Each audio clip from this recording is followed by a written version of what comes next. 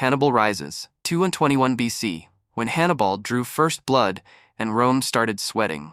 Imagine this, a storm is brewing in Iberia. But it's not just any storm, it has a name, and that name is Hannibal Barca. While Rome was busy sipping wine and blaming Gauls for every military disaster, Carthage had just unleashed its deadliest export since spicy olive oil.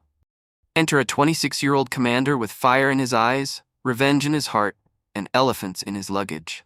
But before crossing snowy Alps or humiliating Roman legions at Cannae, Hannibal had to earn his stripes the hard way, through ambushes, skirmishes, and calculated genius that made even the gods raise an eyebrow. How does a young Carthaginian commander turn tribal Iberians into a war machine? Why does Rome panic over a Spanish town most senators couldn't find on a map? And what on Jupiter's flat Earth made the Roman Senate think sending one Scipio was enough to stop a coming hurricane? From Hannibal's first blood on the Tagus River to the humiliating Roman naval disaster at the Ebro, this isn't just the beginning of the Second Punic War.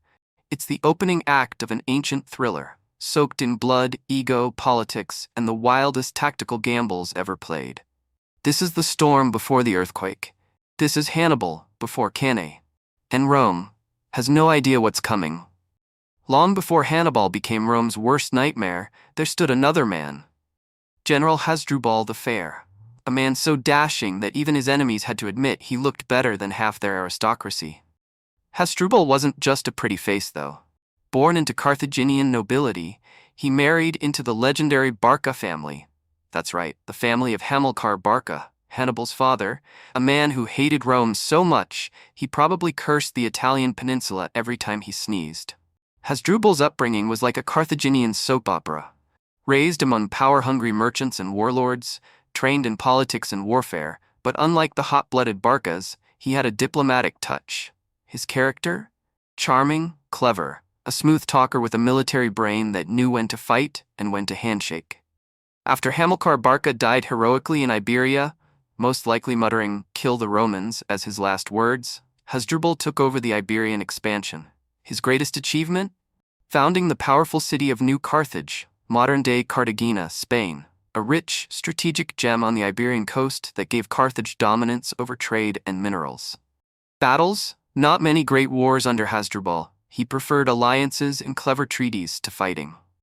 But that also meant he left a lot of angry Iberian chiefs simmering under the surface. And boy, did it come back to bite him. How did Hasdrubal die? Picture this. One day, a Celtic slave, yes, a guy whose ancestors probably invented headbutting, snuck up and assassinated him. Why? Because the Celtic tribes hated Carthaginian rule, and because diplomacy only works until someone realizes they still have a dagger handy. One stab and the charismatic Hasdrubal was no more. Iberia gasped. Carthage panicked. The Iberian Peninsula was about to explode into chaos. Now here's where it gets juicy. At just 26 years old, Hannibal Barca was elected as commander by the army in Iberia. Why him? Because every soldier under the sun loved him. Because every Carthaginian in Iberia knew this was the son of Hamilcar Barca, who had sworn eternal hatred against Rome. Because when you're trained from childhood to wrestle war elephants and stab practice Romans, you're basically built for this. Who was Hannibal? From the cradle, Hannibal was bred for vengeance. As a child, his father made him swear a blood oath at the altar, never be a friend to Rome. Talk about childhood trauma. Upbringing? Education. Warfare, politics, languages. He could outtalk a senator and outfight a gladiator. Training. He was raised on campaign, living among soldiers, learning tactics, discipline, endurance, character, brilliant, ruthless, magnetic. He could laugh with his troops one moment and break an enemy's spine the next. He wasn't just a commander's son tagging along. Hannibal distinguished himself in early skirmishes, proving fearless, cunning, and utterly impossible to trap. Before he could launch a grand invasion of Italy, Hannibal had to secure Iberia. And boy, did he get to work. In 221 and 220 BC, he unleashed two thunderous campaigns beyond the Tagus River. Campaign 1, Hannibal swept through Iberian tribes like a wildfire, capturing key territories, securing trade routes, and intimidating local chiefs into alliances. Campaign 2, he expanded even further, tightening Carthaginian control and pressing Rome's allies harder. His armies marched like an unstoppable machine, his reputation soared. And yet Iberia wasn't going to just roll over. Returning triumphantly to New Carthage, Hannibal got a nasty surprise. The Carpetani and other tribes assembled a huge army, fortified themselves by the Tagus River, and blocked his path. "Come at us, Hannibal," they practically yelled. Hannibal's move? Did he bash his head against their defenses? No, he smiled. He built his own fortified camp, sat down and waited. He sent scouts, and they found a secret river crossing. In the dead of night, he left a small contingent behind to keep all the campfires blazing. Meanwhile, he marched his main force southeast, crossing the river stealthily. At dawn, the Iberians, thinking Hannibal was retreating, rushed to intercept, splashing chest-deep into the river. Big mistake. Suddenly, bam! Hannibal unleashed his cavalry, hammering the trapped Iberians like thunder from the heavens. Those that made it across were trampled by elephants. The tribal army collapsed into screaming chaos. Hannibal's men pursued and butchered them across the river. Result? First major victory for Hannibal, and Rome noticed. Rome decided to poke the lion. They declared Saguntum, a rich city south of the Ebro, their protectorate, violating the previous treaty that divided Iberia into Roman and Carthaginian spheres. To Hannibal, this wasn't just an insult, it was treason against Carthaginian honor. What did he do? He marched right up to Saguntum in 219 BC and besieged it. Saguntum, a heavily fortified city built on cliffs and steep slopes, naturally defensible, prosperous from trade and agriculture, proud and defiant. The Saguntines begged Rome for help. Rome shrugged. Sorry, we're fighting pirates in Illyria right now. Good luck." Siege details. Hannibal surrounded the city, hammering its walls with assault after assault. The defenders, stubborn as Roman senators in denial, fought back valiantly. Over 8 brutal months, Hannibal's forces smashed their way through the outer defenses. The defenders retreated to the citadel, made their final stand, and were crushed. The survivors? Some sold into slavery, some executed. The city of Saguntum was wiped off the map. Rome was furious. They sent envoys to Carthage, demanding, "Hand over Hannibal to us." The Carthaginian Senate, full of old war veterans and merchants who hated Roman arrogance, basically said, "Get lost." Thus, by late 219 BC, the die was cast. The Second Punic War began. In New Carthage, Hannibal wintered his troops, appointed his brother Hasdrubal, another talented Barca, to command Iberia with 15,000 troops and 21 elephants. Replaced unreliable Iberian infantry with African veterans, tightened coastal defenses. By spring of 218 BC, Hannibal was ready. He marched out of New Carthage with 54,000 infantry, 8,000 cavalry, and a handful of 37 elephants, the tanks of the ancient world. Beyond the Ebro River, Roman allied tribes resisted fiercely. It took Hannibal 2 months to subdue them. He left a garrison under Hanno to hold the Ebro line, then pressed north toward the Pyrenees. Meanwhile, Rome had a plan. Consul Publius Cornelius Scipio, the elder father of Scipio Africanus, was sent to Iberia to intercept Hannibal. Consul Tiberius Sempronius Longus was sent to Sicily to prepare an invasion of Africa. But Scipio miscalculated badly. He thought Hannibal was still far south, lounging around the Ebro. In reality, Hannibal was already just 4 days' march from the Rhone River, right at Rome's doorstep. Fresh off a brutal march across the Pyrenees, Hannibal's half-starved, half-furious army limped toward the Rhone River. They were in enemy territory, harassed by suspicious Gallic tribes and shadowed by danger. Yet Hannibal, calm as a chess master on the verge of checkmate, brought his men to a halt and let them rest, for 3 days. Now, resting in hostile land seems suicidal, unless of course you're planning something mad or brilliant. Spoiler, Hannibal was both. Why the break? Simple. The Carthaginian army had been through hell, climbing mountains, fighting off ambushes, and carrying elephants over terrain fit for goats. They needed food, sleep, and some solid motivation. Besides, Hannibal wasn't just biding time, he was scheming, because across the Rhone there was trouble.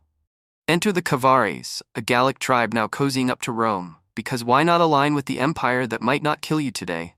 They'd gathered at the eastern bank, eyes wide with Roman patriotism and rage, ready to block Hannibal's crossing. Boats were hoarded, barriers built, spears polished. They wanted to make a bloody mess of any Carthaginian who dared set foot across the river. But Hannibal? He just smiled. This wasn't going to be a frontal brawl. No, no, no. He had something tastier in mind. Under the cloak of night on the third day, Hannibal unleashed a ghost. A stealth detachment led by Hanno, not his brother, but Hanno's son of Bomilcar, a seasoned officer who knew how to march, how to swim, and more importantly, how to strike from the shadows. Marching 40 kilometers upriver, Hanno's men crossed the Rhone in secret, rested for a day, then marched again, this time slinking behind the Gallic camp like wolves in a fog. The trap was tightening.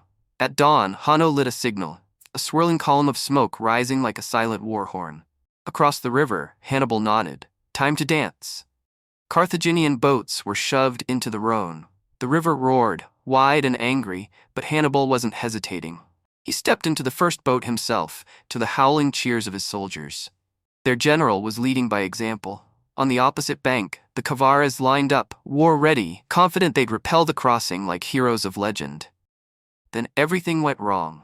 Suddenly, from behind their own camp, chaos. Hanno's troops stormed in, tearing down tents, slashing supplies, and causing total pandemonium. As the Gauls spun in confusion, they were slammed from the rear by Hanno's warriors, and from the front by Hannibal's soldiers pouring off boats like a tidal wave. The Cavares didn't stand a chance. What began as a defiant stand turned into a full-blown stampede. They bolted like rabbits, not even bothering to look back. By nightfall, the battle was over, and the Rhone, once an obstacle, was behind the Carthaginian army. Well, almost. See, elephants don't exactly float. It took another day and a ridiculous combination of rafts, coaxing, and what we can only assume was a lot of elephant drama to get the giant beasts across. But in the end, they made it. Hannibal had pulled off a flawless crossing under enemy resistance, and just in time, because downriver, Scipio had arrived. Let's rewind. Who is Scipio? Publius Cornelius Scipio, Roman general, loyal consul, and an honest man, who was having a very dishonest day. He and his army had just disembarked at Massalia, modern-day Marseille, thinking they were miles ahead of the game. They had arrived to resupply, casually assuming Hannibal was still meandering somewhere behind the Pyrenees. Why? Because Scipio underestimated the speed of his enemy. Perhaps forgetting that Hannibal was a man who considered mountain ranges an optional inconvenience. In truth, Hannibal was only 4 days away from Massalia, resting his army, staging his crossing, and now advancing east. As the Carthaginians assembled on the far bank, Gallic messengers from the Po Valley showed up like storm crows with news. Romans are near, really near. Hannibal sent out his Numidian cavalry, and wouldn't you know it, they literally stumbled upon a Roman scouting party. A tense exchange followed, and both sides scrambled back to report. The cat was out of the bag. Scipio, realizing the boogeyman was real, and closer than a heartbeat, raced north. What awaited Hannibal on the other side of the Rhone wasn't just winter, it was betrayal, avalanches, hostile tribes, and terrain so lethal it would make a Roman legionnaire cry for his mother. But Hannibal had no choice. The road to Italy ran straight through the jaws of the Alps, and as the saying goes, fortune favors the bold, or the mad. Let's rewind a few days. The Rhone River crossing was a masterpiece. Picture it. Roman general Publius Cornelius Scipio, stoic, brave, but just a bit too late, marches north in haste, eager to smash this so-called Carthaginian genius. But when he arrives at the riverbank, ready for battle, crickets. Just a few dead campfires and elephant droppings. Where in Jupiter's name did they go? Hannibal had slipped away like a ghost with an army of 30,000 men and 37 elephants. His eyes now set on the biggest gamble of his career, crossing the Alps before winter closed its icy gates.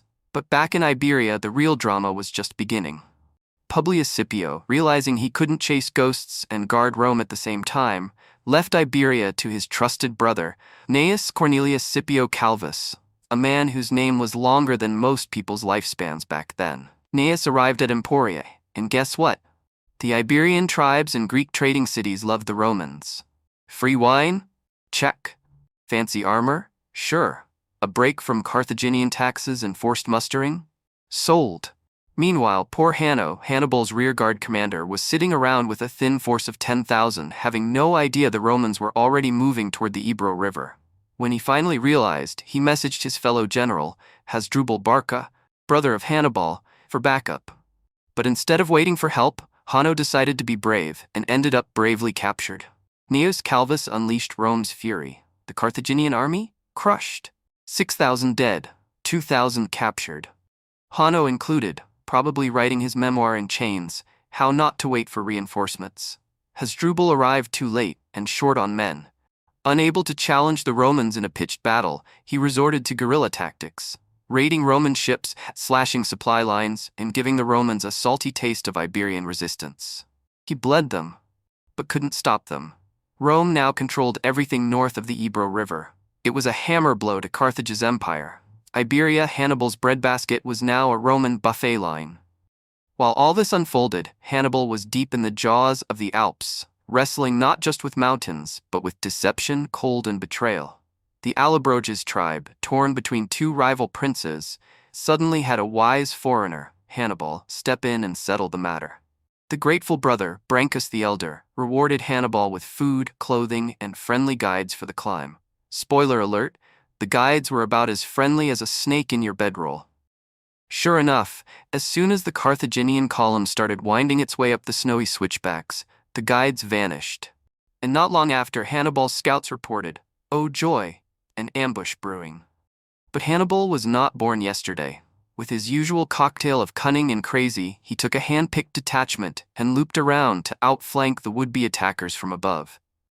As darkness fell, Hannibal gave the signal, march. The enemy pounced, thinking they had the high ground. They were wrong. Very wrong. Caught between Hannibal's ambush from above and his army's iron wall below, the tribal warriors were massacred or sent tumbling off cliffs like ragdolls in a snowstorm. At dawn, Hannibal's army looted the village, warm food, dry furs, and winter gear secured. The road ahead? Frozen, yes, but suddenly possible. The Alps were behind him, the Roman legions were in front, and somewhere in between, Hannibal was trying to figure out why Gallic promises came with all the reliability of a drunk goat on roller skates. We support you, Hannibal. The Gaulish way of doing absolutely nothing. Fresh off his surprising victory at the Battle of Ticinus, Hannibal stood tall, victorious, and covered in alpine frostbite. Word of his triumph spread faster than a rumor in a Roman bathhouse. Gallic tribes, those indecisive fence-sitters of northern Italy, began sending emissaries with flowery promises. O mighty Hannibal, we pledge our swords, our hearts, and most importantly, our grain. And what did Hannibal get? A couple of handshakes, a boar tusk or two, and no actual reinforcements, no wagons, no grain. Not even a decent thank you, Ham. Meanwhile, his men were gnawing on pine bark and praying the Alps hadn't poisoned their digestive systems. Desperate times call for bold moves. Hannibal, whose supply lines were emptier than a Roman senator's promises during election season, turned his eyes on Clastidium, a Roman grain depot bursting with food, guarded by a Roman garrison. He sent his cavalry to take it, fast, sharp, and deadly. But fate was unusually kind. The garrison commander? He was from Brundisium, deep in southern Italy. Now, if there's one thing southern Italians were known for, it was their distinct lack of enthusiasm for dying for Rome in the freezing north. When confronted, the commander basically said, look, I've got no beef with Carthage. I'll trade you the depot and my loyalty for, what? 400 gold? Done. He defected with his entire garrison, becoming the first Roman allied Italians to switch sides. They didn't just surrender, they joined Hannibal. With grain, weapons, and heads held high, the new Italian allies of Carthage got a warm welcome and dinner. Rome's wounded consul, Publius Cornelius Scipio, had slunk back to Placentia, wounded from Ticinus in both body and pride. He knew things were bad, really bad. The loss at Ticinus wasn't huge, but it shook Roman morale. Worse, it gave Hannibal exactly what he needed, a narrative. Now Gauls who were on the fence started hopping off it like squirrels during an earthquake. They weren't just watching, they were joining. Scipio, aware that he was now deep in enemy land and out of sandwiches, called for his fellow consul Tiberius Sempronius Longus to come quickly with reinforcements. While Scipio waited and licked his wounds, Hannibal was having the time of his life. Gauls defected to his side by the thousands, bringing not only manpower but trophies, severed Roman heads, as party favors. Nothing boosts a rebellion like a few hundred heads in a sack. Embarrassed and angry, the Roman Senate looked for a scapegoat and, surprise, blamed their unreliable Gallic allies. They're just ineffective. Enter Tiberius Sempronius Longus, fresh from southern Italy with an army full of greenhorns and a temperament like a pot about to boil over. Unlike the cautious Scipio, Longus believed in action. Preferably the type that involved charging with everything you've got. The two consuls met up, and the debates began. Scipio, still bleeding, said, "Let's wait. My arm's busted, our boys are new, and the ground's cold enough to freeze Neptune's beard." Longus, cracking his knuckles, "Wait. We're Romans. We don't wait, we conquer." And just like that, the stage was set. Hannibal, watching the Romans quarrel, saw opportunity. But he had a problem. Some of his allied Gauls were now quietly talking to the Romans, just in case this Carthaginian guy didn't pan out. So what did Hannibal do? Burned their villages, of course. Lesson: never double-cross a guy who marched war elephants over the Alps. The Gauls, understandably upset, ran to Longus. "Help, he's torching everything. Can't you stop him?" Longus, thrilled at the chance, sent 1,000 Velites across the Trebia River to hit the Carthaginian raiders. The battle escalated quickly. More troops joined, then more, and then even more, until it turned into a chaotic mess. Sensing a loss of control, Hannibal did something genius. He stopped the fight. He rode out himself, pulled his men back in formation, and stood there, silent, defiant. Roman troops paused. Nobody wanted to charge a fresh Carthaginian army now standing in perfect order. The fight fizzled out. Hannibal showed his trademark brilliance. Never fight a battle you didn't plan. Dawn breaks on a freezing December morning. The Roman guards scream, "It's an attempt!" It isn't. Hannibal's cavalry, especially the mischievous Numidian horsemen, are launching a hit-and-run skirmish outside the Roman camp. Longus, hungry for glory and apparently ignoring how freezing cold and foodless his men were, throws in everything. 4,000 cavalry, 6,000 Velites, and eventually the entire army. Hannibal had guessed he would do exactly that. His troops? Well-rested, well-fed, and waiting on the far side of the river. He had moved his camp near the Trebia, positioning perfectly. Roman soldiers, on the other hand, hadn't eaten, hadn't warmed up, and were marching knee-deep in freezing water before breakfast. As the Romans crossed the frigid river, their teeth chattering like castanets, Hannibal's army began to assemble and advance. The trap was being set. Hannibal, meanwhile, is playing five-dimensional chess. He sends 8,000 infantry forward. Not to attack, but to support the Numidian retreat and to create a massive smokescreen. Picture this. While the Romans are huffing and puffing through the freezing Trebia River, Hannibal's troops are stretching out in formation, basically going, "Yeah, come on, we're totally unprepared." Oh, but they were. Across the battlefield, Tiberius Sempronius Longus, Rome's consul and the human embodiment of a meat-headed gym bro with a badge, decides this is the day for glory. "But consul, it's freezing." "Exactly, we'll surprise them, with frostbite." And so the Roman soldiers, hungry, soaked, and practically popsicles, crossed the Trebia without breakfast, ready to brawl. Longus deploys. Velites, light infantry in front, veteran legions at the core, Gauls and allies on the wings, cavalry on the flanks. It's a textbook Roman battle line. Unfortunately, they're about to be schooled by a man who rewrites textbooks with elephant tusks. Hannibal, as cool as the snow under his boots, arranges his line. Gauls in the center, expendable but loud. Elite Libyan and Spanish infantry on the wings. Think Carthaginian special forces. Elephants on the flanks, those majestic tanks of terror. And his cavalry, Numidian and Gallic, spread wide like wings of death. Around noon, Longus yells, "Advance!" probably with icicles hanging from his eyebrows. The Romans charge with the confidence of men who think they're winning. The skirmishers close in. The Balearic slingers, aka Hannibal's snipers, and javelin men rain hell on the Roman Velites, who are already low on ammo thanks to their earlier Numidian chase. The Roman light infantry gets shredded like parmesan on pasta.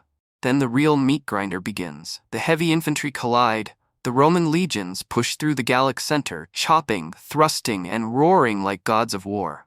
Hannibal's Gallic allies start collapsing faster than a house of cards in a hurricane. It looks like a Roman victory. But wait. Remember that dry riverbed Hannibal scouted the day before? Yeah, that wasn't a nature walk.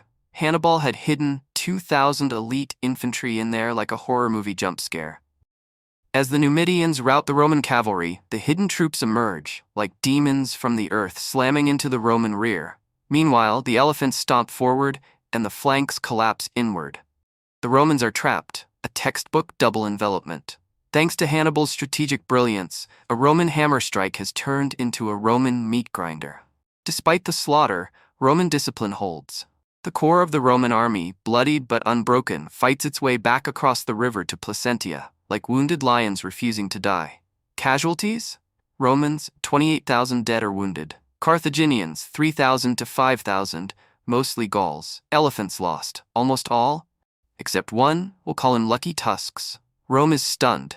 The Senate panics. Senators are tripping over their togas. Meanwhile, Gauls across Italy are like, "You mean that guy with the elephants is winning? We're in." While Hannibal plays chess with Rome in Italy, Rome decides to hedge its bets in Iberia. Enter Gnaeus Cornelius Scipio Calvus. Noble, capable, and not about to let Hannibal's brother Hasdrubal Barca send reinforcements across the Alps. Hasdrubal Barca, younger brother of you-know-who, Hannibal, finally feels ready to stop being the little brother left behind and start proving he's not just that guy in Iberia. With a fresh wind of ambition in his sails and Hannibal wreaking havoc in Italy, Hasdrubal eyes the one Roman pain still lingering in his territory like a bad itch. Gnaeus Cornelius Scipio, holed up in Tarraco, modern-day Tarragona, like a stubborn barnacle on a rock. Now, since Hannibal took most of the quality troops with him to Italy, including the guys who didn't scream when ordered to march through the Alps, Hasdrubal's been left rebuilding. But by spring, he's scraped together a force that seems big enough to crush the Romans. How big? No one knows exactly. But here's the kicker. It's big enough that when Roman scouts report the approach, Gnaeus doesn't charge into glorious battle like most Roman commanders with more pride than sense. No, he freezes. That's right, Gnaeus Scipio, the man who'd one day helped turn Iberia into a Roman province, looked at Hasdrubal's force and said, "Nope, not today."